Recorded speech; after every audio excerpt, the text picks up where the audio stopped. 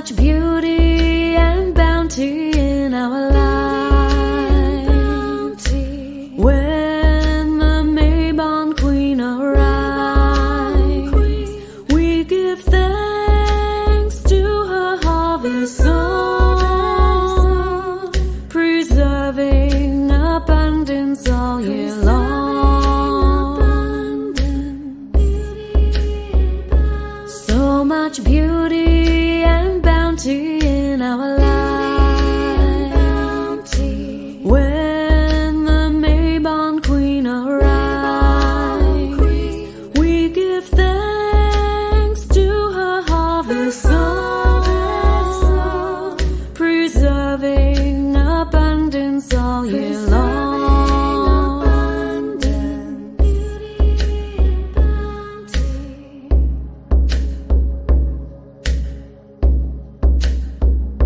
So much beauty and bounty in our lives.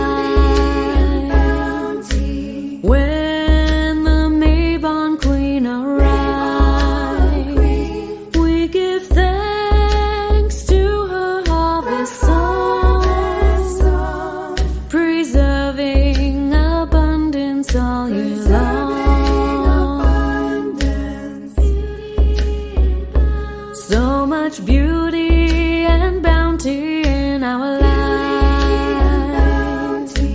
When the Mabon Queen arrives,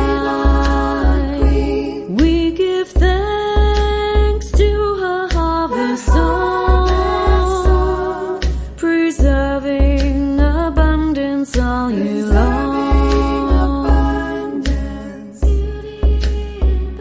So much beauty and bounty in our lives.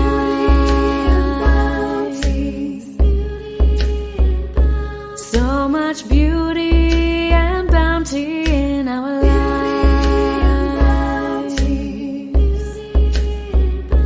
So much beauty and bounty in our lives.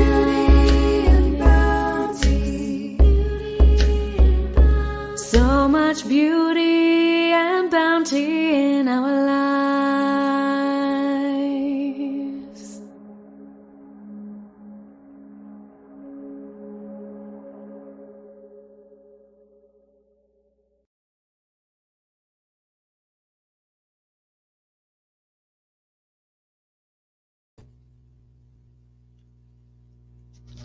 Hey everyone, it's Poppet. Good Mabon to you, blessed Mabon to you. Some people say Mabon. In the UK they say Mabon. I don't know why I have always said Mabon, but good and blessed Mabon to you. That song was by Flora Ware. It is called The Mabon Queen. I think she pronounced it Mabon, so probably Mabon Queen. She has a CD out called Wheel of the Year, which is a collection of songs about the Wheel of the Year that's been established for pagan and Wiccan holidays, celebrations, days of note. So she has a whole CD out where she sort of has music for all of the different occasions on the Wheel of Life.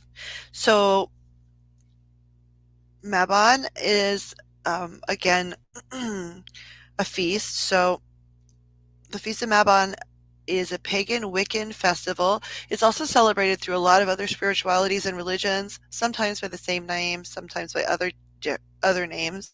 And it celebrates the autumn equinox, and it represents in the Wheel of the Year the second harvest of the year. It is denoted as a time of giving thanks and gratitude, celebrating abundance in all forms, celebrating harvest, that kind of super duper fun stuff. And so while I think all sorts of different types of holidays on all different types of calendars for religions and spiritualities are really wonderful, for me, for whatever reason, Mabon has been a really important day every year for me, or time of the year, a series of days, for quite a while now. Personally, I have really significant spiritual experiences on this day annually, going back more than a decade. Um, some of my experiences occurred before I even really knew much about it. Um, it being Mabon. Of course, I always knew if it was the autumnal equinox because it's on the calendar, but um, I had lots of really cool spiritual experiences on this particular day. And we've even discovered some other things today, like that I didn't even think about when I was sort of gathering information for this little doodad that we're making here, this little video. I realized some other really significant things as well. But some of the things that have happened to me on Mabon, I was in my front yard feeling extremely ill, and I was suddenly at the epicenter of a dragonfly swarm.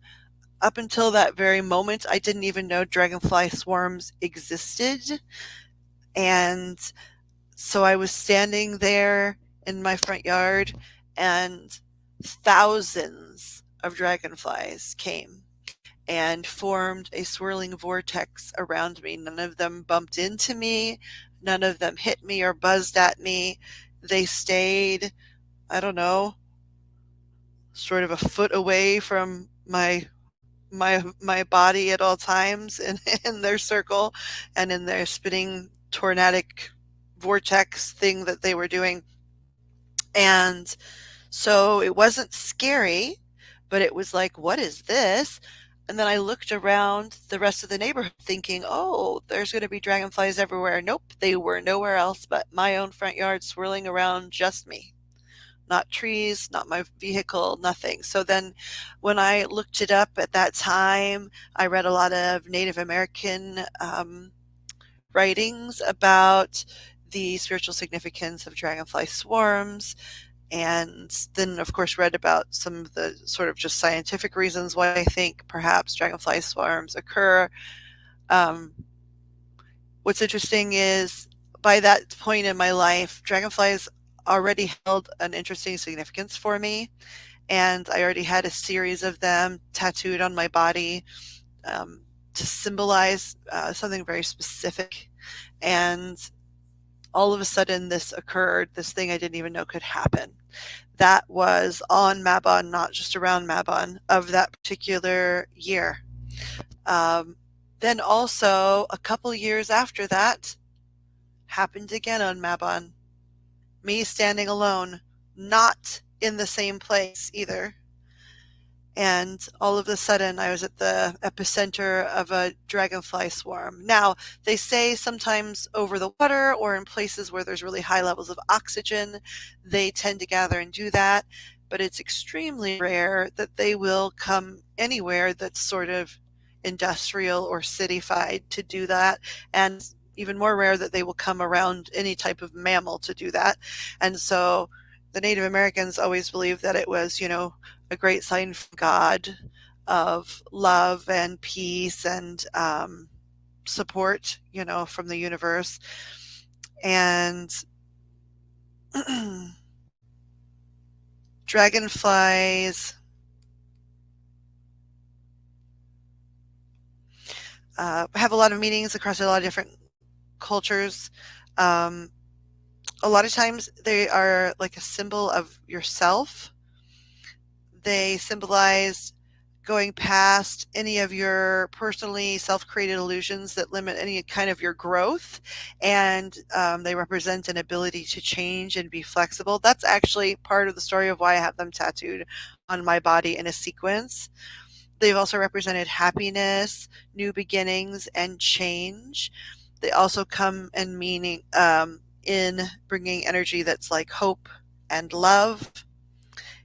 In many different cultures, they believe that it is a good omen, that it represents, just even seeing a singular dragonfly, it represents change, rebirth, good luck. the spiritual development, like you're gaining a lot of insight on the spiritual realm. And in Native American cultures, it the dragonfly means purity, happiness, transformation, healing, invincibility, and in Native American cultures, the presence of dragonflies was linked to having success with the crops. If they were around, they knew they were going to have a fantastic harvest that year.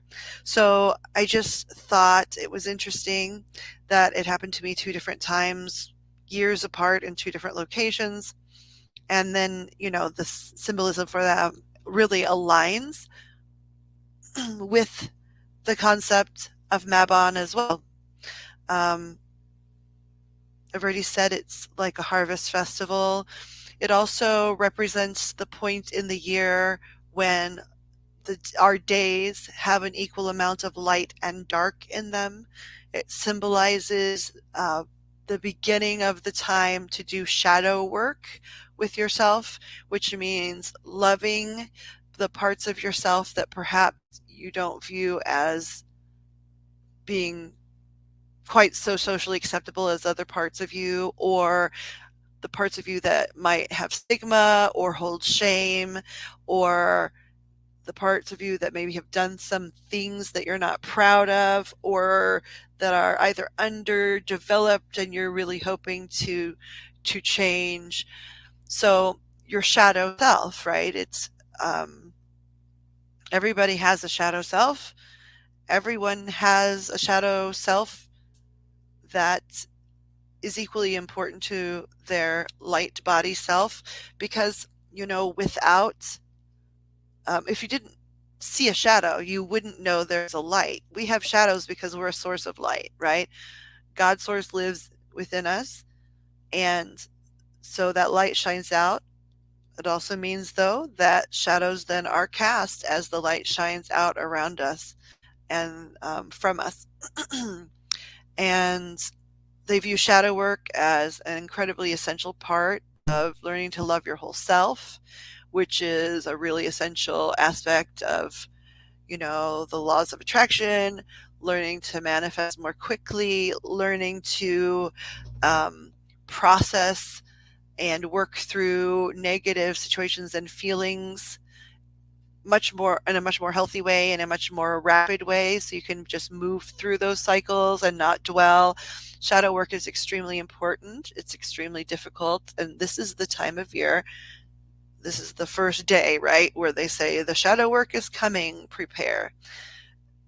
So when they talk about Mabon, first of all, it dates back at least 2,000 years, and it's a combination of giving thanks, like I've said too many times already, and getting ready for the darkness, getting ready for the winter. So it's about harvesting all of the things that you have fostered, both literally and metaphorically, up until that point, and celebrating and grateful for that, but also cleaning up after that harvest, right? Cleaning up all of the things that you do after a harvest. You need to tidy up and start preparing things for winter, start preparing things so that they're in a good place once the darkness passes and the winter time passes, so that when it's time to start renewal phases, everything is already tidy and in its place. So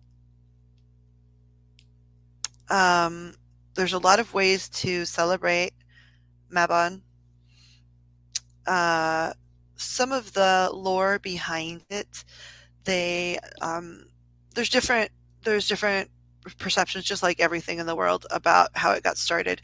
In Celtic folklore, the name Mabon is thought to come from the Welsh god Mabon, who was the son of the Earth Mother goddess and a god of light. So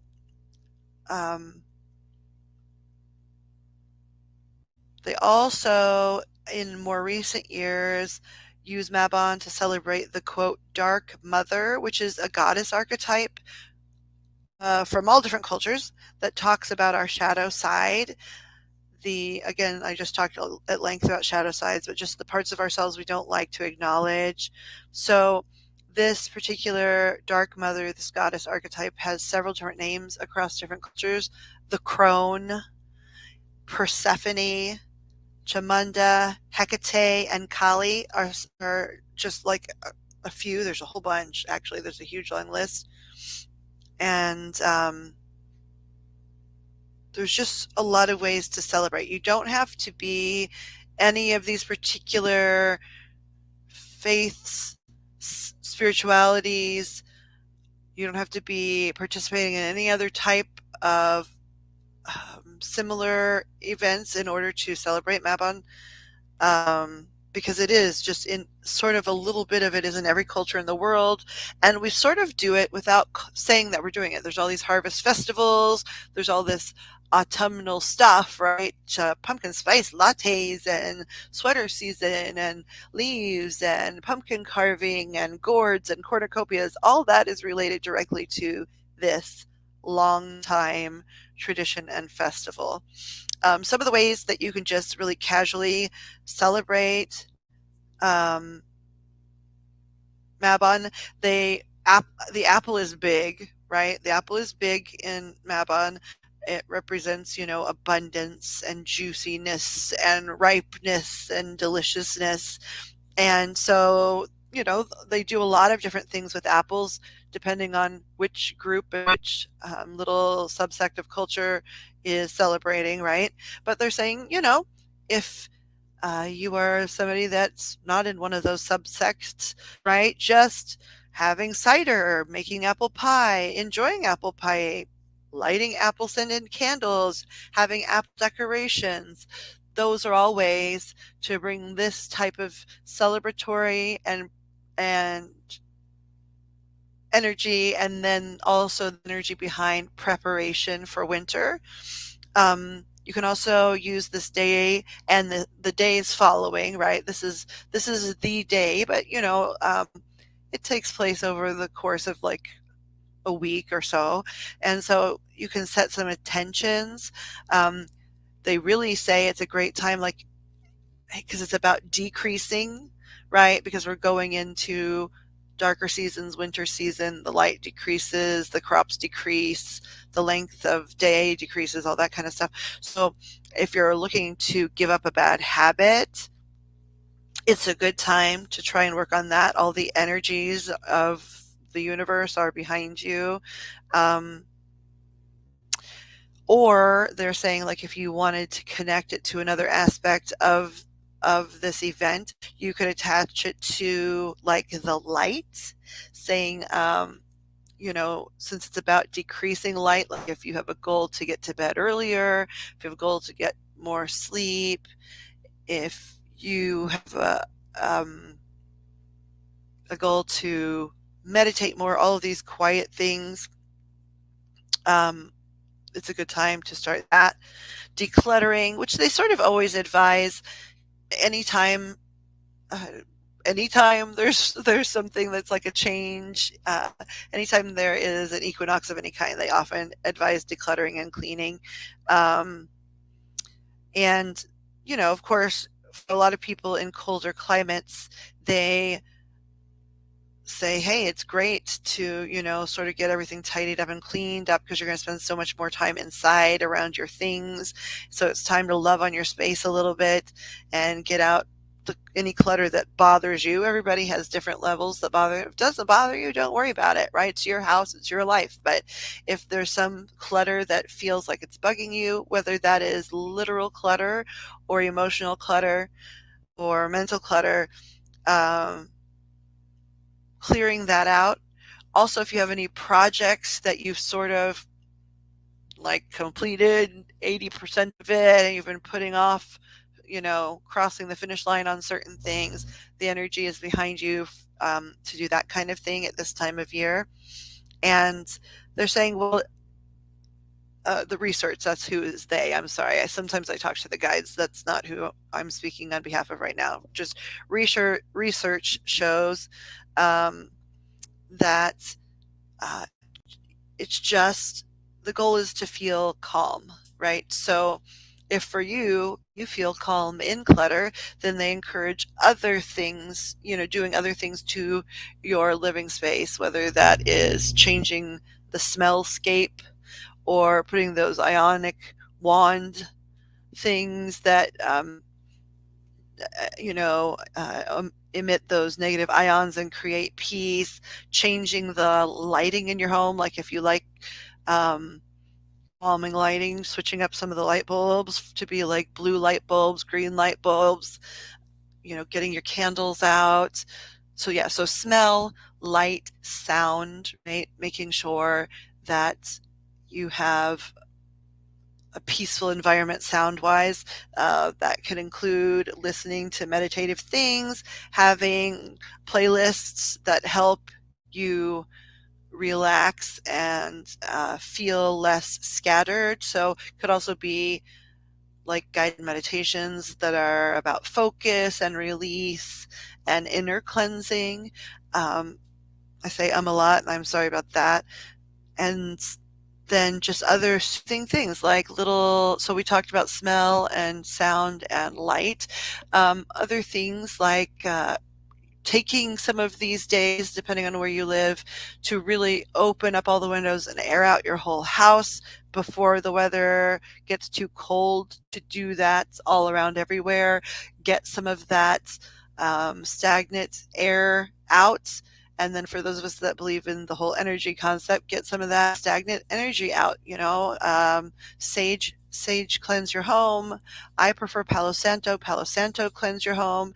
And I'm sure most everybody that's going to listen to this knows the basics, right? You go through your home, you light some sage, you light some Palo Santo, you say a prayer or set an intention if you're not a prayer person, or if you're neither one of those, listen to music that sets the vibe that you would like, and you go around and try to smudge all areas of your home with the smoke of these items. And you want to make sure that you choose in every room one window. Don't open all of them, one window, so that it's very clear where the exit is, right? For just in general, like how air moves or how energy moves, just make it clear that there's one exit. And one important thing that I don't think people talk about enough that's a real basic of smudging your house is, once you've set an intention or prayed, um, it's really important that as that energy, air, stagnancy, whatever you want to call it, leaves, number one, you thank it. You say, hey, thank you so much for being here for me in my space, or us, depending on who lives in the space, right? We appreciate it so much. Man, you've done so much in service to us, so we know you need to leave now and go into the universe and get support and get some cleansing and some healing so that you can regenerate yourself and move on to whatever else you're supposed to be doing next. But we are so grateful for your help. But we do ask at this time that any stagnant, old energy that feels like it needs refreshment, we ask you to please leave at this time and go with our thanks. Now, the most important part is to say, also please, any vacuum of any space that is created here by old energy leaving, we ask please that that space is filled with the love and light of God's source, whatever your word is for the divine, or the love and light of happiness, peacefulness, because anytime you create an empty space, like the energy leaving, you want to make sure that you just set an intention and almost even say it out loud. Hey, I know that, vacuums, energetically speaking, happen. So rather than just letting anything at all get sucked into that vacuum and that empty space, I'm saying now, please, our intention for this empty space is love, light, peace, harmony. Please fill any new vacancies with that type of energy. If you're someone that's sensitive to smoke, you can still go through your house and cleanse. You could take a selenite wand and do all of the same things that you would do if you were smudging with smoke. You could do it using sound. You could use some singing bowls, chimes. Some people use xylophones, bells. There's all kinds of ways. If you're, uncomfortable with smoke or it makes you feel badly, um, you definitely can go through, like I said, using sound, using crystals. Um, some people use those little, I've seen a couple of people use those little hand fans, the little fans that people get that they hang on a rope on their neck when they go out, those personal fans. I've seen people go just into the corners of their house and stuff and use those fans. That's not smoke, but it's creating energy movement and encouraging the stuff to leave. I've seen people take like an essential oil and just sort of dab it in the corners of the room and then encourage the observe the same sort of pattern for asking the energy to leave and asking the new energy to come. There's a lot of ways to cleanse your space um, without using smoke products. Also, oh, my guides just said you can use light as well. So some people, that's accurate. I forgot about it. You could walk around holding a candle. You could walk around holding a flashlight. Um, and, just make sure you shine it just, everywhere, sort of squiggle it all over the room and all over the walls like you would with the smoke items. And so they are just saying there's so many ways to clear a space and and um, make it fresh and new. They're also saying if you have done that kind of thing and you still feel like there is a stagnant situation in your house, energetically speaking, they're saying moving furniture, even if it's literally like for a day, like if you love the setup of your furniture and you really don't want to change your floor plan, they're saying, heck, just change it. It can be super weird for like a 12-hour period, right? It doesn't even have to necessarily makes sense. You can move the furniture to the center of the room in that room. You could do a room a day, right? And that way you always have places to hang out and be. So again, if after you've smudged and set intentions, you still feel like something's stagnant, one of the things they're saying you could do is move your furniture around. They're also saying you could walk around playing music that you love in spaces of your house where maybe there's not usually a radio or a record player or whatever. Just play something on your phone and walk around. Anything you can do to change that energy. Oh, they're showing me people dancing, people moving their furniture and then dancing in those spaces that have been blocked by furniture or have been stagnant. You can change up the energy that way. Of course, those that are prayer warriors, you can go into those areas and pray. You can go into those areas and leave little symbols of your prayerful intentions, like take a little pencil, draw a teeny tiny cross or other religious symbol right there on the wall, teeny tiny, very faint, and let that serve as the intention to bless that area especially. And then you can go back later and erase it because it's just going to be such a tiny little mark, or you can leave them because it's sort of happy to know, hey, I left a little prayer there. And they're also saying, like, if you have a room that is dark all the time just because you don't use it or whatever, that's the room that even if you're not opening up all the windows, you should open up all the shades, make sure that room's blasted with sunlight for a certain period of time. And transversely, if you have a room that's constantly too bright, like the shutters never close and the lights are always on and the energy is always blaring from devices, that is the room then, once you clear it, to close all the shutters, turn off all the lights, let things become still there. Because Of course, we want to get rid of stagnant energy, but overactive energy can be something that's just as bothersome in someone's space. So they're saying you can then do the opposite. Um, we're talking about color. I think that's more along the lines of if you have some places that really, no matter what you do, seem like, oh golly, this is something that has become like an issue. This one space, to me personally, just feels stagnant. Then they're saying color. Like even if you just go somewhere and get color swatches as if you were going to paint, just the little pieces of paper with all the colors on them. Just get a few of those in some primary colors or some of the chakra colors, and you know, place, if you're not sure what's going on energetically, place, tack up just temporarily all of the colors that pop up on the chakra charts. Or if you believe that it just needs one very specific type of energy, just leave all blue swatches there.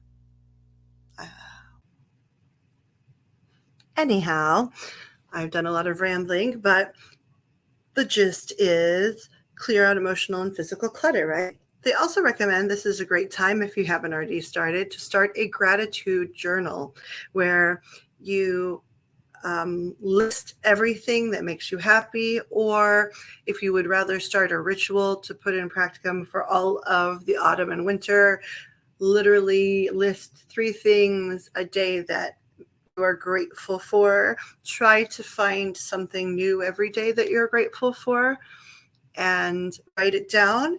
If you're more of a visual person, draw pictures of it and just keep a beautiful record of your joy. That will start really benefiting you in your meditation, your manifestation, your prayer. The more you can hold on to your joy, the more you can hold on to your inner peace, to your deity. That's a really important aspect of spirituality that I think gets overlooked, is celebrating your own peace and joy. It's just going to generate more, and it's a great way to show gratitude to the God source that lives inside every single person and in yourself. Another recommendation for Mabon is to have a gathering with friends, harvest dinner. Like they used to have big harvest festivals, to celebrate this time of year. But they say now just, invite some friends over. It's sort of like pre-Thanksgiving in some ways. It's not as much pressure. You don't have high expectations for a certain type of meal. There's no huge shopping day the day after. It's literally a more relaxed version of Thanksgiving. They recommend this is a great time of year to find a charity to support, whether that is just with time, money, energy, positive thoughts, advertising it to other individuals, whatever it is. It's a great time to find a charity and think of that as something you want to add both to what you do for the world and what you also do for yourself. You get extra points if you choose a charity that ties into whatever type of shadow work you personally are working on, whatever things you connect to as struggles. If you can support other people having those types of struggles, you can definitely learn to support yourself. And as always, it's always easier to give outside people advice than it is yourself. So if you tie that into your shadow work, it's going to be even easier.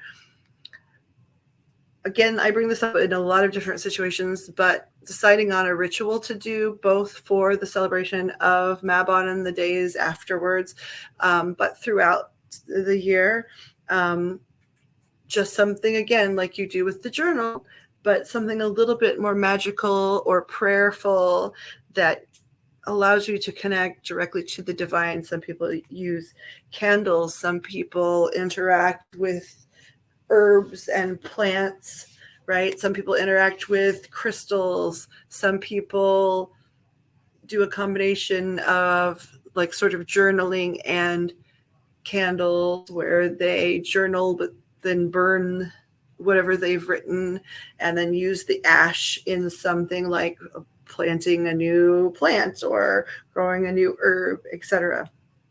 Making even if you're like, so if you've written down a list of things that you're trying to clear from yourself and then you burn that list, it still then becomes beneficial because it nurtures something new.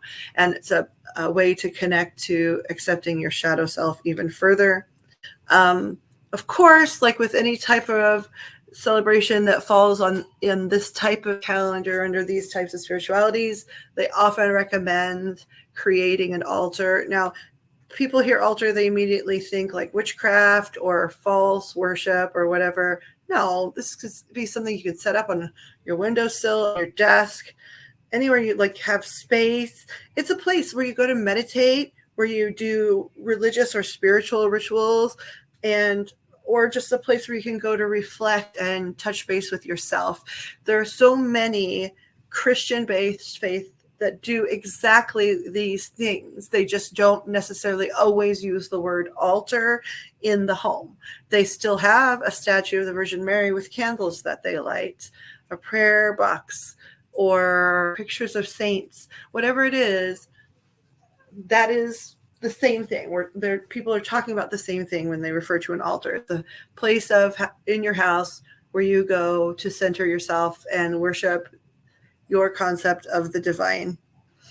However, so for a Mabon altar, they recommend using a lot of living things. So fruit, pine cones, anything that's autumnally colored. So oranges, golds, reds, deep greens, bronze colors, rust colors. The scent that they recommend, whether it's candles, incense, herbs. They talk a lot at this time of year about sage. They talk about cinnamon, orange, apple. I mean, that all makes sense. Everybody makes that apple cider with cinnamon sticks in it and a little bit of that blood orange. Like, it's just stuff that's already woven in to a lot of just things people just automatically do in autumn time. They just don't think of it as being connected to their divinity and their gratitude necessarily. And then again, like if you're going to add crystals or stones, it's dark colors, greens, browns, things that are grounding, which is really important before you enter the new phase. And then candle-wise, if you're somebody that practices candle, what they refer to as candle magic, which is basically just utilizing color in your type of prayerfulness, they would recommend orange or yellow candles on the altar because those are ways to give thanks for security, happiness, and the blessings in your life. Those are positive things. Bringing energy into your house once again. Plants and herbs, food, using really specific colors. Look, you could make this a really expensive project. You literally could take construction paper and spend a little time making something beautiful with that. It's not an expensive thing. It just has to be an arrangement of color and different types of energy, plant, rock, whatever, light, fire, color, and that makes you focus in on the things that we've discussed. Interestingly enough, the animals that always represent this type Mabon are the owl, the blackbird, and the stag, which is only interesting to me because for the last 4 nights, we've had an owl that suddenly turned up and sits on a post in our yard and talks to us all night. So I think that that's really interesting. And then the primary crystals, again, are in that same color family. Things like amber, citrine, cat's eye, aventurine, sapphire, jasper, all of those sort of autumn / borderline jewel-toned things. So I think I rambled a little bit earlier about the dragonflies. And now I've mentioned the owl. Another significant thing that I find so interesting in my particular family is today actually is like a high holiday in our family. In 2017, on this exact day, my husband turned not turned himself in because it wasn't prison. he checked, he and I checked himself. He was checked into a rehab facility, and he made that decision literally in that 1.5 day period of actual Mabon, where things shift and you start working hard on your shadow self, and the universal energies are there to support you as you do that without even knowing that it was in that timing. That is what he just naturally chose. The energy really led him there. That's what I mean by, for me, Mabon's been really magical. Dragonfly swarms, butterfly swarms, meaning monarchs, right? This owl, my husband, committing himself to absolute miraculous decision making and recovery. That's some amazing it's amazing stuff right there.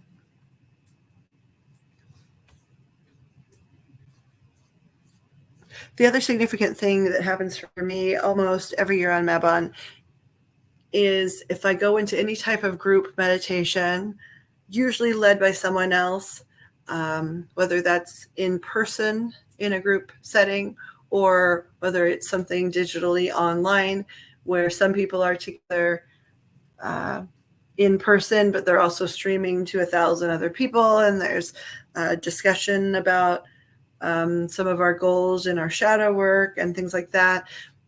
Group meditations, group discussions, many different years on Mabon, I've had really extraordinary meditative experiences that don't happen, at least in these huge, enormous, performative almost ways in my life, except for on, this day or around this time of year, where one time I was meditating and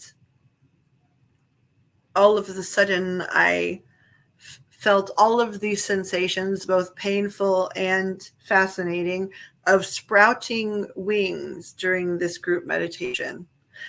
It was painful, and I felt them like just rip through my back. And it's all metaphysical. I didn't really believe I had wings, right? But I felt them come out of my back. I felt how heavy they were. And then I saw them at the corner of my eyes open, and they were these huge, and then when I looked it up, it was, a lot of people are like, yes, I did experience sort of the sensation of wings during meditation. And people were, the handful of people that had this happen were talking about, oh, my wings looked like this. They were like gossamer and clear and bubbly looking and translucent. And no, that's not what happened for me. My wings weighed 57 tons. They were in the shape of the wings of a bird of prey, and they were cobalt blue. And the first time it happened, I was just like, wow, I didn't even know this was a possibility. So just like with the dragonflies and the butterflies, the owl, and these are not things that I read about and was hoping to manifest. I didn't know these things existed, but they happened this time of year. And it brings amazement. And the next time the winged thing happened to me was on a Mabon, not the immediate year following, but 2 years after that.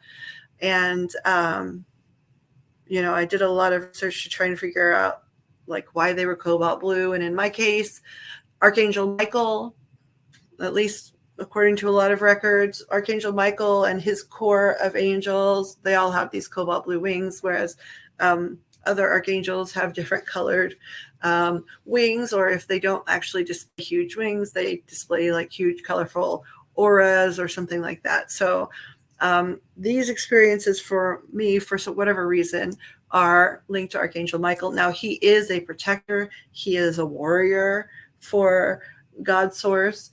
And going into a time, if you have a lot of metaphorical, not literal, demons to battle, or energies in you that are very strong that you're wrestling with, it makes sense to me, now that I've had years to think about it, that, that group of energy would turn up so prominently in my physical experience because, it was like suiting up, getting ready to wrestle myself in battle.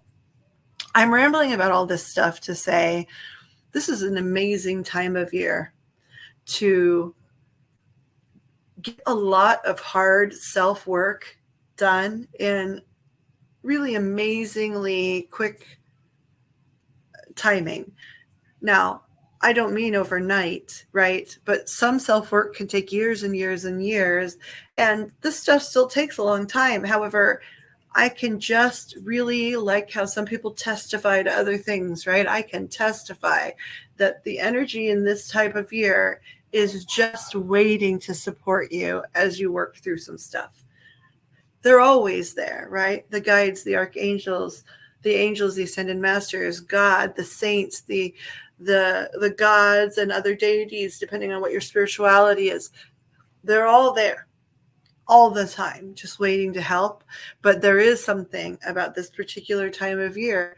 I don't know if it's because humans many thousands of years ago decided, hey, we're generating a lot of energy around working on this particular stuff. And then spirit just jumped right in because they are loving at all times and helped us. Or if it was a message that they received from spirit saying, hey, all of the energy in the universe is ripe for this kind of healing and learning. Regardless, it's there because I was not even in situations where I was reaching for that help, reaching for that energy, and it just came rushing up behind me and escorted me through these experiences. So once again, just like I say about a lot of things, if these things can happen to me, they can happen to anyone. I am an incredibly flawed person, and I still am amazed at all times about the amount of support that shows up for me from spirit, from the universe, from God's source, from the angels, from everywhere. I mean, that's all spirit, right? But I really wanted to acknowledge everybody, right? God, Jesus, so many different deities that I have interest in other faiths. I don't know all of them. I'm hesitant to talk about some of them sometimes because I don't know as much as I should. I am in the process of learning more, but there are some that really appeal to me. Lakshmi is someone that appeals to me a great deal, right? Ganesh, I have many statues of Ganesh. That energy is interesting to me, right? So all of these different energies all over the world, some of it even in like mythological origins, Greek mythology, Roman mythology, Turkish mythology.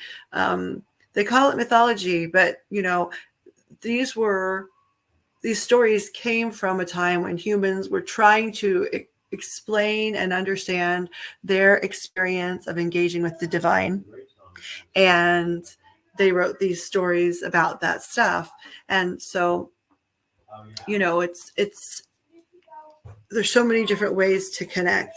If you're not a religious or spiritual feeling person, you can connect through things like physics, metaphysics, lore, things that don't read as heavily religious or spiritual. That was my beautiful bird saying beak.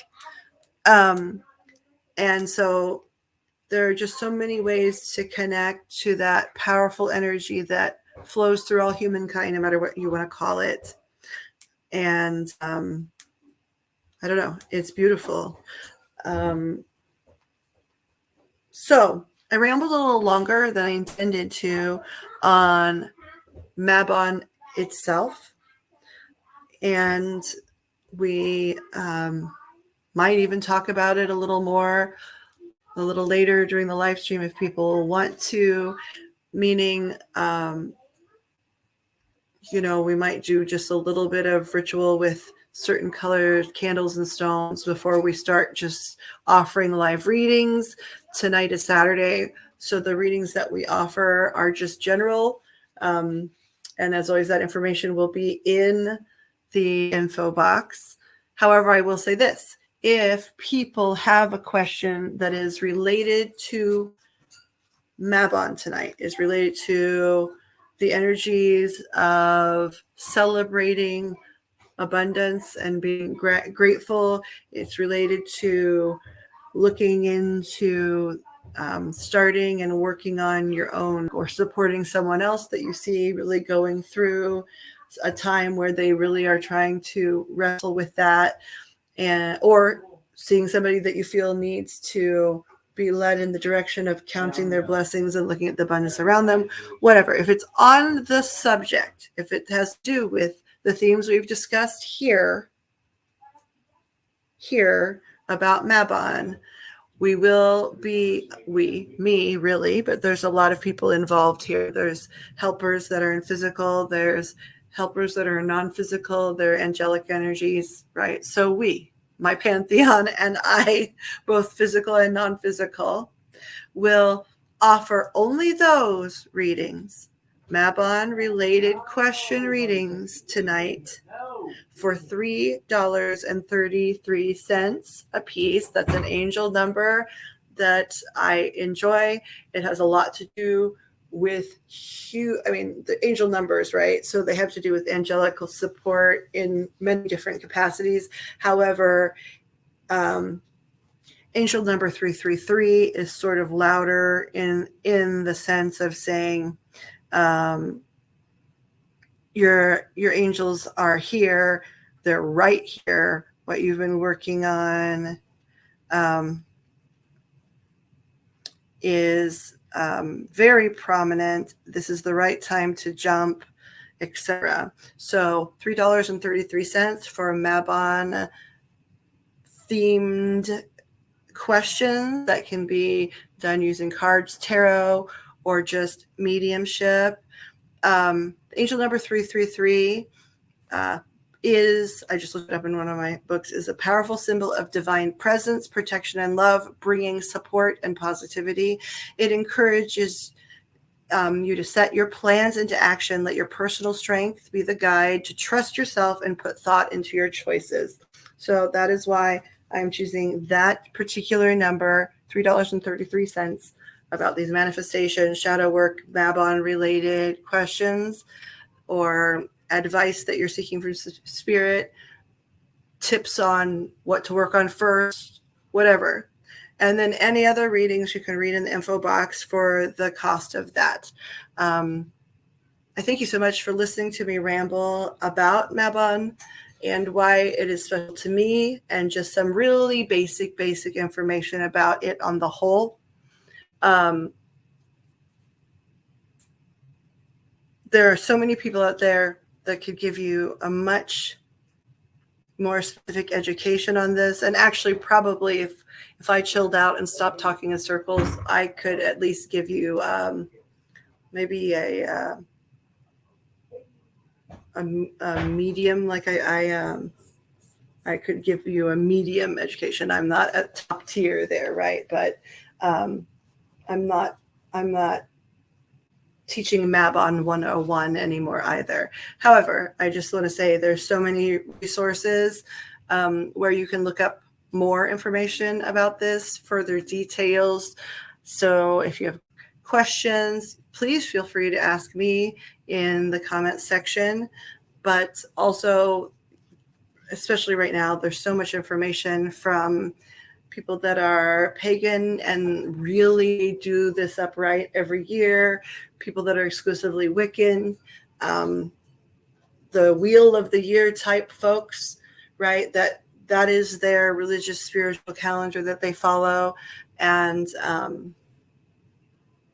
it is not limited to just today.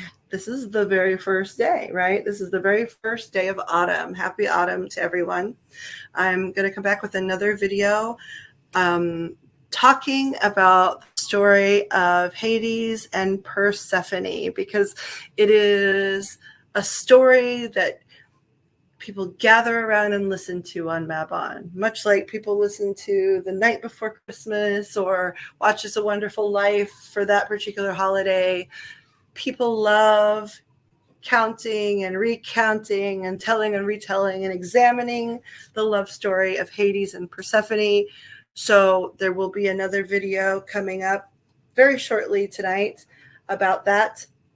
And thank you for taking the time to listen to this. I hope there was some little thing in here that you found useful as you move forward into your own experiences of things. I will see you very shortly on the next video. I'm sending you great love and light.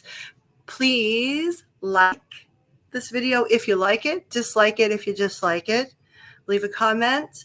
And please, please, if you are interested, hit that subscribe button and the follow bell. It would be so greatly appreciated. Every time there's even just a tiny bit of momentum on this channel, I am so thrilled and grateful. And so please consider doing those things if it feels right to you. Thank you for listening to my ramble. I'll be writing you a new ramble very shortly.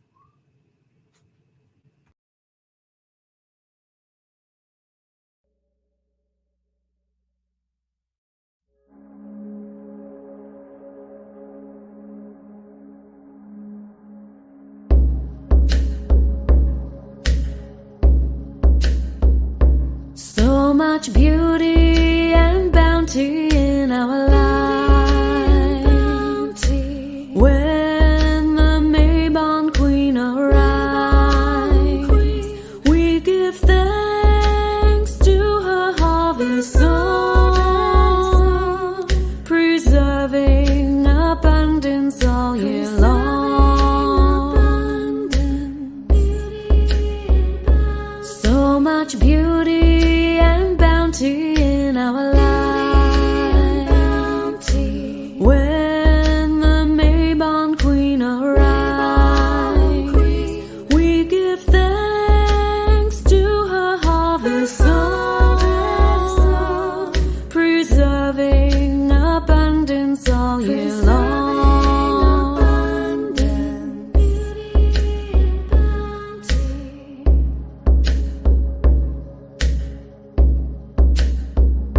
So much beauty and bounty in our lives.